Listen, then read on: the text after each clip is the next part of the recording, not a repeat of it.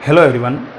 तो पिछले वीडियो में हमने तत्वों के वर्गीकरण के 4 नियम के बारे में पढ़ा था, जिसमें से डायबेरेनर का त्रिक नियम, न्यूलैंड का अष्टक नियम, मेंडलीव का आवर्त नियम और मोसले की आधुनिक आवर्त नियम। ये 4 नियम तत्वों के वर्गीकरण के हमने पढ़े थे। तो हम यहाँ देखते हैं कि मेंडलीव की आवर्त सारणी के बाद तत्वों को वर्गीकरण का एक नया रूप मिला और वो कुछ हद तक सही था, जिसमें मोसले ने संशोधन किया, किंतु उसमें कुछ कमियां रह गई थी, जिसके कारण बोहर ने इस आवर्त सारणी को एक विस्तारित रूप दिया। उन्होंने तत्वों को किस प्रकार विभाजित किया वो हम इस वीडियो में पढ़ेंगे। तो सबसे पहले अगर यदि हम बात करें कि तत्वों के वर्गीकरण के लिए उन्होंने किस प्रकार इनका वर्गीकरण किया, तो ये खड़े जो कॉलम थे, यानी कि ये जितने भी खड़े कॉलम थे, यानी कि ये ऊर्ध्वाधर कॉलम है, इन कॉलम को नाम दिया इन्होंने वर्ग। क्या नाम दिया? वर्ग। यानी कि ये ऊर्ध्वाधर कॉलम थे, इन कॉलम को इन्होंने नाम दिया वर्ग। और कुल वर्गों की संख्या थी 8 और इनमें प्रत्येक वर्ग एक यानी कि प्रत्येक वर्ग का 2 उपसमूह थे, यानी कि इन्हें समूह भी कहते हैं। तो प्रत्येक समूह के 2 उपसमूह थे, जिसमें से फर्स्ट यानी कि, और इनका अंकन जो था वो रोमन संख्या में किया गया। जैसे फर्स्ट ए का उपसमूह ये हो गया, सेकंड ये हो गया, इसी प्रकार थर्ड का यहाँ हो गया, फोर्थ का यहाँ हो गया, फिफ्थ का यहाँ हो गया और सिक्स्थ का यहाँ हो गया और सेवंथ का यहाँ हो गया। और अब इनके दूसरे उपसमूह की बात करें तो पहले का जो दूसरा उपसमूह था वो रखा यहाँ, और दूसरे का उपसमूह यहाँ रखा, तीसरे का यहाँ रखा, चौथे का यहाँ रखा, पांचवा, छठा और सातवां। और जो ये तीनों तत्वों के समूह थे, इन समूह को 8वें समूह में इन्होंने रखा। अब यदि हम देखते हैं कि ये समूह कुछ खाली सा दिख रहा है हमें, तो इस समूह को नाम दिया इन्होंने शून्य समूह।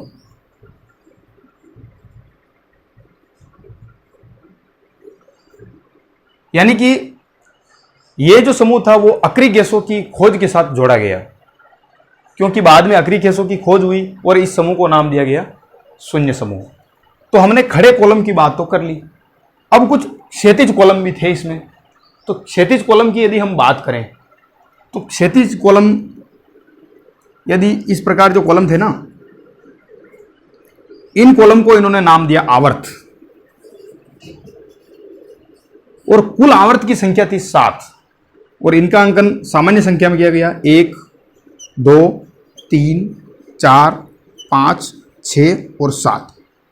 यानी कि इस प्रकार 7 समूह रखे गए थे और ये क्षैतिज समूह थे, यानी कि क्षैतिज आवर्त थे। ये हमने पढ़ लिया। अब हम बात करते हैं कि इनको कितने ब्लॉक में विभाजित किया गया। तो इस पूरी आवर्त सारणी को 4 ब्लॉक में विभाजित किया गया, जिसमें से फर्स्ट और सेकंड इन दोनों समूहों को नाम दिया गया एस ब्लॉक, और थर्ड से लेकर शून्य समूह तक इन तत्वों को नाम दिया गया पी ब्लॉक। और जो मध्य में तत्व थे ना, इन तत्वों को नाम दिया डी ब्लॉक।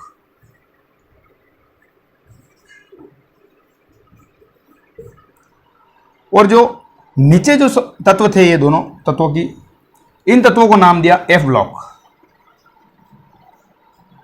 इस प्रकार उन्होंने 4 ब्लॉक में इस आवर्त सारणी को विभाजित किया। और यदि हम आगे बात करें तो उन्होंने इन तत्वों का जो वर्गीकरण किया था वो इलेक्ट्रॉनिक विन्यास के आधार पर किया था। तो उन्होंने इन तत्वों को कुछ नाम भी दिया था। तो एस ब्लॉक और पी ब्लॉक, यानी कि एस ब्लॉक और पी ब्लॉक को जो नाम दिया संयुक्त रूप से, वो नाम दिया उन्होंने प्रतिनिधि तत्व। यानी कि इन दोनों ब्लॉक में जो आने वाले तत्व थे उनको नाम दिया प्रतिनिधि तत्व या सामान्य तत्व, क्योंकि ये तत्व प्रकृति में कुछ अधिक मात्रा में पाए जाते थे, जिस कारण से इनको नाम दिया प्रतिनिधि तत्व, और इनके गुण भी कुछ विशिष्ट थे। और यदि हम इनके इलेक्ट्रॉनिक विन्यास की बात करें, यानी कि जब हम इनके इलेक्ट्रॉनिक विन्यास की बात करें तो वो आता है हमारे पास इलेक्ट्रॉनिक विन्यास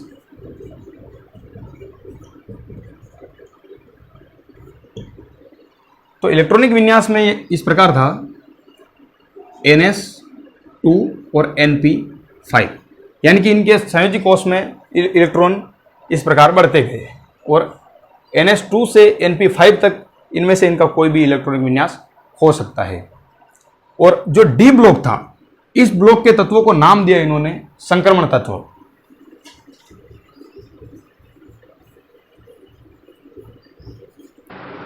संक्रमण तत्वों के इलेक्ट्रॉनिक विन्यास की बात करें तो इनका इलेक्ट्रॉनिक विन्यास जो है N1 और ND1 से 9 और NS01 या 2, यानी कि इनमें से इनका कोई भी इलेक्ट्रॉनिक विन्यास हो सकता है।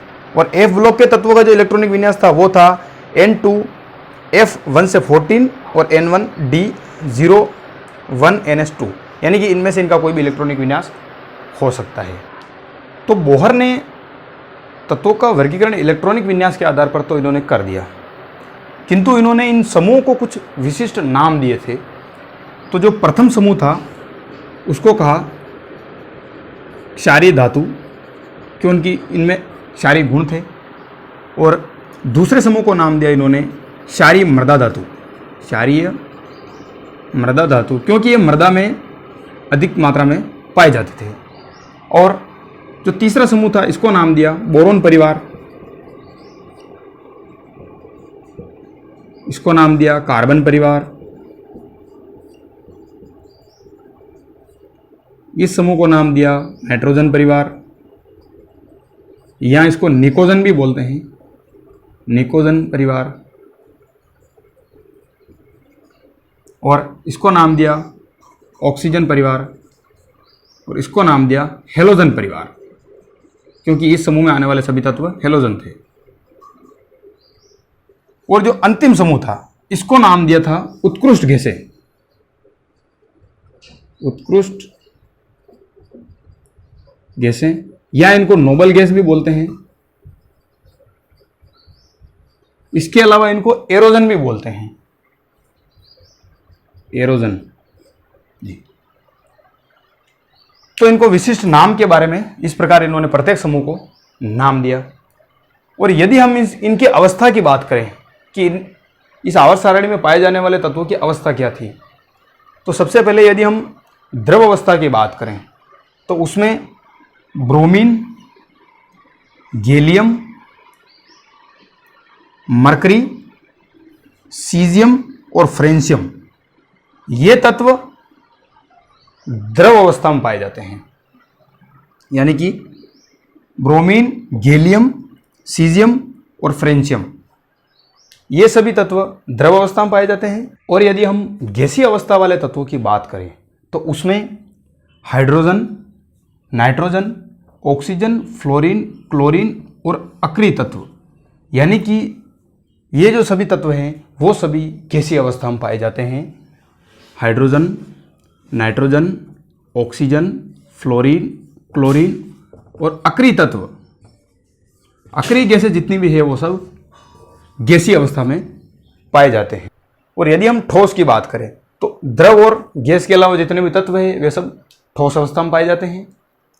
और इसके अलावा हम ये देखते हैं कि धात्विक प्रकृति की यदि हम बात करें, यानी कि धात्विक प्रकृति की बात करें तो boron, silicon, gallium, arsenic, antimony, टेलेरियम और पोलोनियम, यानी कि ये जो तत्व थे वे सभी उपधातु थे। इन सभी तत्वों को उपधातुओं की श्रेणी में रखा गया। और इनके जो दाईं तरफ जितने भी तत्व थे उन तत्वों को नाम दिया गया अधातु, इनको नाम दिया था उपधातु, और जो दाईं तरफ थे उनको अधातु दिया, और जो बाईं तरफ जितने भी तत्व थे वे सभी इनके गुणों के कारण ये धात्विक प्रकृति के थे, यानी कि धातु थे। और जो यदि हम एफ ब्लॉक की बात करें तो इस ब्लॉक में दो श्रेणियां थी, यानी कि यहां से शुरू होती थी ये श्रेणियां। तो इस श्रेणी के तत्व लेंथेनाइड में और इस श्रेणी के तत्व एक्टिनाइड में, यानी कि दो श्रेणियां थी। तो पहली श्रेणी का नाम था लेंथेनाइड और दूसरी का नाम था एक्टिनाइड।